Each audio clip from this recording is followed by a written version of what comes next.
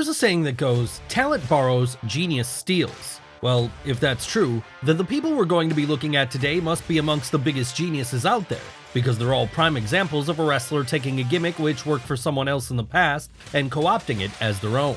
Yes, sometimes theft really is the superior option, it seems. But what are the best examples of this? Well, that's exactly what we're going to be looking at today. And where better to start than with the time Vince McMahon stole the evil boss character from Eric Bischoff.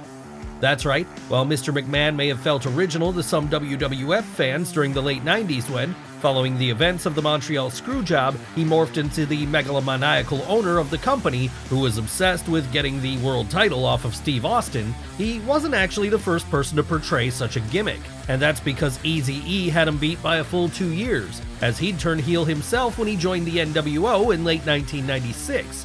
With this marking the first incidence of the heel authority figure on a major modern wrestling show. Sure, you could argue that over time, Vince proved himself to be the more successful iteration of this character, as Mr. McMahon became arguably the most effective heel of his generation. Even today, in fact, he could be brought out on an episode of Raw or SmackDown, and he'd probably still get booed out of the building.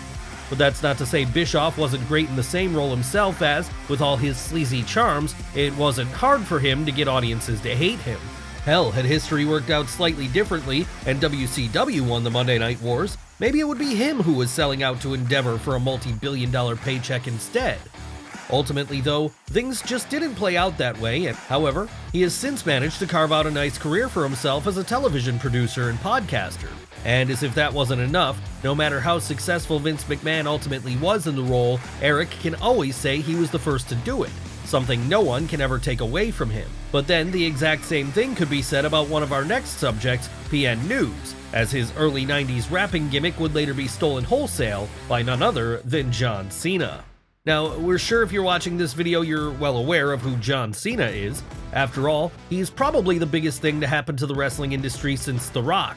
And you also probably remember that, while his most famous incarnation was the hustle, loyalty, and respect-preaching uber babyface, early on in his career, he actually played a far more heelish rapper. And this Doctor of Thugonomics gimmick was cribbed heavily from what Paul New was doing over in WCW between 1991 and 1992, as there, he'd be portraying the character of PN News, another rapping gimmick.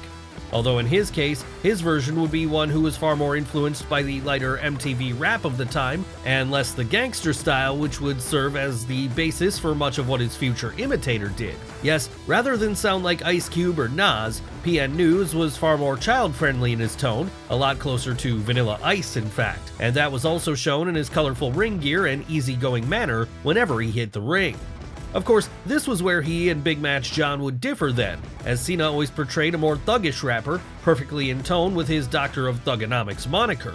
And it was this which helped him to get over big time with the more anti-hero-loving early 2000s crowd. So over did he get in fact he'd eventually have to be turned babyface, with this being a period which saw him drop the rapping entirely and instead transform into his more well-known smiling face of the company incarnation. But had it not been for the success he found during those early days dropping bars in the same way PN News had a full decade before, he'd probably never have reached this point at all. And that means if you're a fan of PG-era WWE, you should probably thank the early 90s WCW star for the inspiration he provided, just as you should also probably thank the world's greatest tag team if you're a fan of what NXT was doing with their tag team division in the mid-2010s, as they were a clear point of inspiration for American Alpha. But then this one goes way beyond inspiration and into the realms of complete theft, as Chad Gable and Jason Jordan were so similar to their precursors in everything they did, it was almost as if they were the secret children of Shelton Benjamin and Charlie Haas. Hell, at one point, Jordan would actually be written to be the kayfabe child of Kurt Angle, the occasional third man in the world's greatest tag team mix. What made them so similar? Well, their in-ring styles for one, as with all four having some degree of amateur wrestling skills, they were able to translate this into a pro wrestling context perfectly. And this meant playing the role of a technically superior tag team who worked together as smoothly as butter, and who used their skills to overcome pretty much all their opponents with ease. Need any evidence of how great both teams were in the ring during their heydays? Well, how about the fact that they won 5 sets of tag team titles between them in places such as WWE, NXT, and Ring of Honor?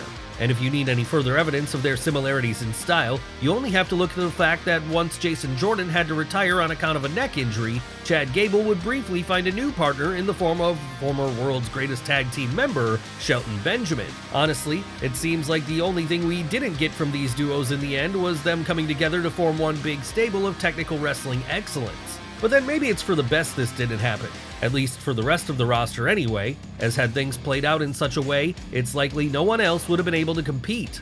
And we probably could say the same thing for our next two teams we're about to look at as well, though in their cases, it would be less about technical skill and more about sheer brawling power. Because when the APA started their run as the hired muscle of the WWF roster at the turn of the millennium, what some didn't realize was that they were only doing what Chronic had previously done over in WCW. That's right, while it might have only been a few months in difference, technically the duo of Brian Clark and Brian Adams, no, not that one, the other one, beat Bradshaw and Farouk to the punch when they first came up with the idea of selling their services as ass kickers to whoever would pay the highest price. But how did it happen for them in the first place?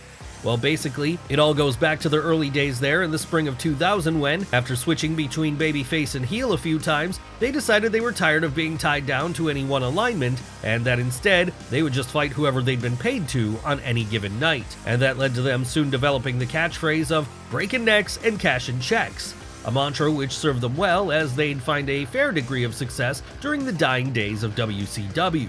But they wouldn't be the only ones living by such a mantra as it happened, because after seeing the money they were raking in, the Acolytes stole their idea and used it for themselves over in WWF, when they morphed into the Acolyte Protection Agency, New York's premier goons-for-hire company who didn't care if you were a good guy or a bad guy, only that the color of your money was green.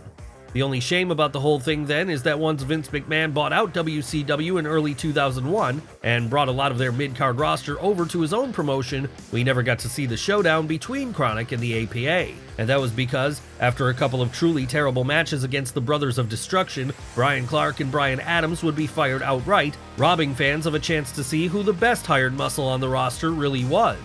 But then, we kind of already know the answer to that question was the APA, even if we didn't get to see the two sides fight it out, as they were the one with Ron Simmons on their side, one of the shoot toughest men in wrestling history.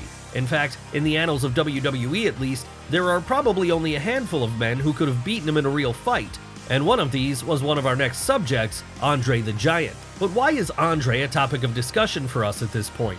Well, that's because he would also have his gimmick stolen years down the line by none other than Paul White. Yes, before he was a commentator and occasional wrestler on AEW. Before he was WWE's four-time world champion The Big Show, in fact, Paul White was first making his name in WCW as The Giant. And what made The Giant stand out, other than the fact that he was 7 foot tall of course, was that he was being portrayed as the kayfabe son of Andre the Giant. Hell, this was pretty much the reason he got a job with the Southern Wrestling Company in the first place in 1995, as it was after Hulk Hogan spotted him at a basketball game he'd be recommended to WCW boss Eric Bischoff.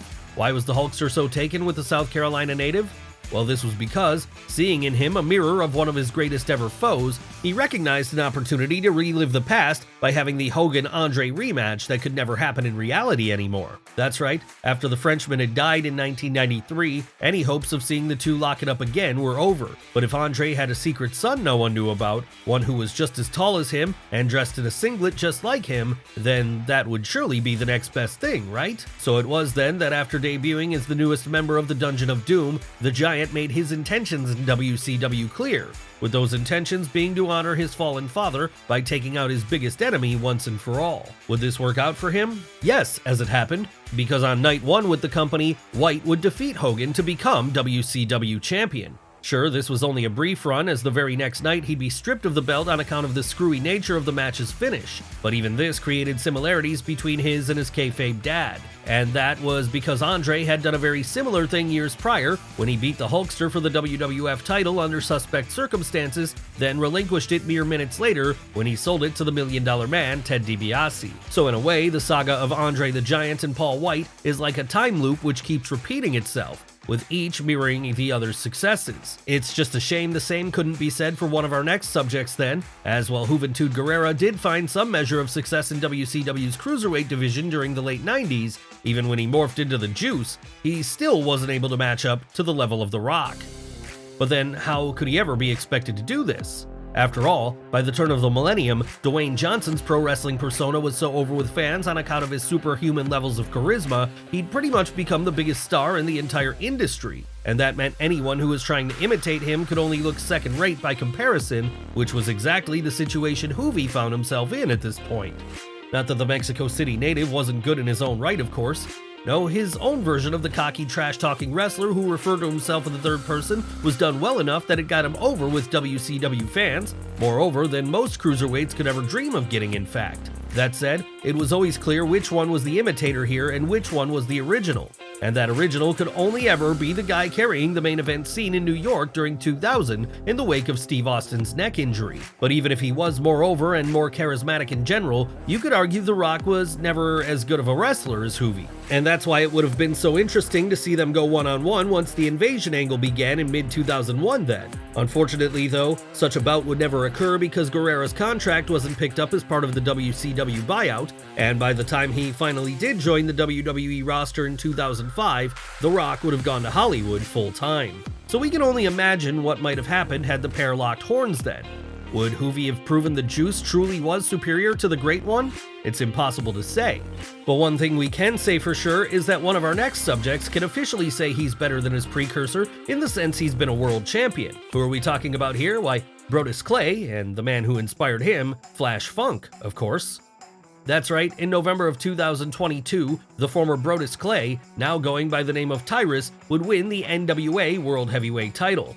That said, for most people this wouldn't be his most well-known moment. No, that would have come on the far bigger stage of WWE back in 2012. As it was there, he played the dancing big man character of the Funkasaurus. Of course, for as much as he might have felt like he was breaking new ground here though, Clay wasn't the first wrestler in New York to dance his way down to the ring with a funk soundtrack backing him. And that's because in the 90s, a certain Too Cold Scorpio was doing the same thing. Not that he'd be called Too Cold Scorpio at this point, however. No, in keeping with his new gimmick, he'd be transformed by Vince McMahon into Flash Funk, a man who looked like a character ripped straight out of the 70s. And it was with this look and with his Funkettes by his side then that he'd groove his way out through the curtain every night, exactly the same way as Brodus Clay would do years later with his Funkadactyls. Yes, this one is apparently another example of time being a flat circle, as both pretty much had the exact same act. Really, in some ways, you could have been forgiven for thinking the two were brothers, so similar were they in their gimmicks. And the reason you'd be forgiven for thinking this is because a sibling stealing his brother's gimmick had already happened prior. Who are we talking about this time? Who else but the Road Dogg and his ripoff, Buzzkill. Now, we can already hear you asking the question, who the hell was Buzzkill? Well, the answer to that was he was Brad Armstrong, son of the legendary Bullet Bob, and more importantly for the purposes of this video, brother to Brian Armstrong, the man better known to most fans as Road Dogg Jesse James. But despite having a fairly successful career of his own as a journeyman performer in the likes of WCW, USWA, and Smoky Mountain Wrestling, Brad was never able to match the success his younger sibling had when he struck gold during the Attitude Era with the New Age Outlaws. So maybe that was why, after seeing what he was doing during his team up with Billy Gunn there, the older Armstrong decided to take the Road Dogg gimmick for his own, with his version becoming known as Buzzkill. Sure, it wasn't exactly the kind of moniker that made you want to watch him, and neither was the budget tie-dyed shirt he wore down to the ring, but it was an attempt at doing something to get himself over, and we can't exactly blame him for that. Still though, for the reasons we just mentioned, fans never really took to this one as they pretty quickly saw it for what it was, a cheap imitation. Would it have helped if most people watching were aware that Buzzkill and Road Dogg were shoot brothers? Sure, but that wasn't really put across at the time, probably because this was when Vince Russo was running the show down south. So maybe it's for the best this one just quietly faded into obscurity once Brad picked up an injury in 2000 then, with that marking the last time he'd be seen in WCW before the company was bought out by Vince McMahon a year later and merged with WWF. But not all stolen gimmicks end up flopping this hard. No, some arguably turn out to be more successful than the original. And we can say this with some degree of confidence because we still remember the time LayCool got over big time in early 2010s WWE by doing their own take on TNA's The Beautiful People. Yes, despite the perception usually being that Impact are a less prominent company, there have been a few notable occasions when they've come up with something so good, other bigger promotions have been falling over themselves to copy it. Just look at Broken Matt Hardy if you don't believe us. And if you need another example of this, just look towards the stable, which was at various points made up of Angelina Love, Velvet Sky, Madison Rayne, Lacey Von Erich, and Cute Kip. Why are they such a good example? Well, because with their aesthetic ripped straight out of the Lindsay Lohan movie Mean Girls, they served as the template for what Layla and Michelle McCool would do over in WWE just a couple of years later. Sure, LayCool would differ slightly in that there were only 2 of them, and they didn't have Billy Gunn in the post-Mr. Ass, pre-Daddy Ass phase of his career as part of their stable. But aside from that, the similarities were striking. Need someone who could act as the vain bullies of the women's division by taking cheap shots at the babyface roster? Then both The Beautiful People and LayCool were a perfect choice depending on which company you were a fan of at the time. And it wasn't like they were all talk either. No, both sides could handle themselves when the time came for the bell to ring too, which was exactly why the former would win 6 world titles and 2 sets of tag team titles between them, all while the latter were winning an almost as impressive 4 world titles and 2 Slammy Awards. Unfortunately though, the mean girl bullying tactics of the characters involved came back to bite them in the end, as before 2011 was over, both stables would have imploded in a fog of infighting. That said, at least on the Beautiful People side of the equation, they'd get to briefly reunite a few years later when in 2016, Love, Sky, and Rayne all came together once more. As for LayCool though, well, they'd never have such a reunion, because Michelle McCool would retire before this was possible. Still, maybe it's a good thing that happened, as sometimes things are best left in the past during a time period when they were still at their peak.